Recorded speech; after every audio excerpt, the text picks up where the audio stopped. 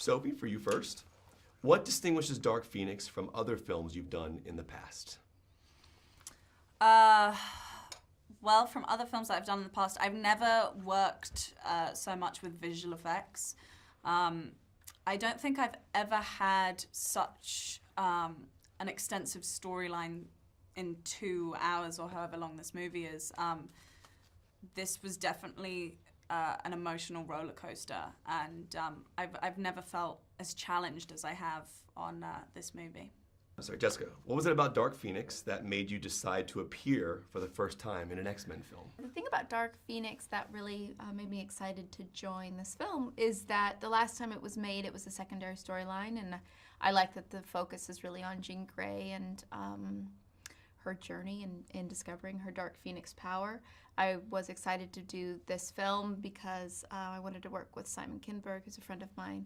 I love working with first-time filmmakers and first-time directors, so that was going to be an exciting thing to be on set with, that really joyous energy of someone who gets to do it for the first time. And then I just love the group involved. Love this Sophie Turner right here. Love you. Love you. All right. Thank you. What would each of you say was your biggest challenge in making the film? Probably the visual effects is always, I think it was the biggest challenge for Yeah. both of us. Especially that scene where you kind of show me what my powers can do. It was just, we were filming in like a room that looked like a bedroom.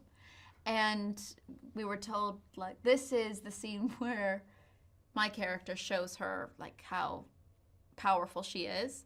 So, we were like in a bedroom. We were in a bedroom, and she would go, look, and then we'd Look have at the to universe. Go, wow, look at those curtains. Look at that bed.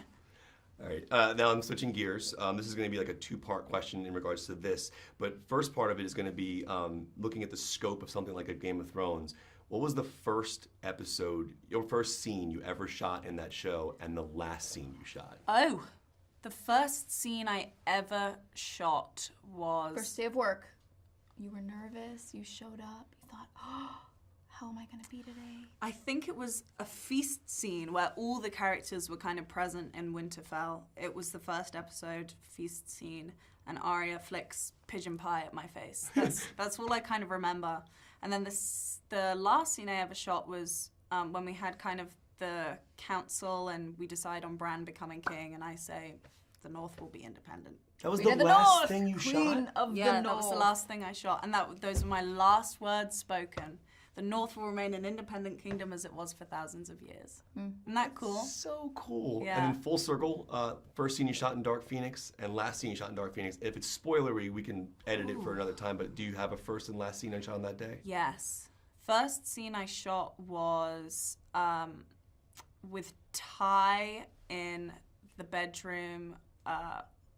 With Ty That's in the the bedroom, tea. and that's the truth. Ty in the bedroom, and we were making out.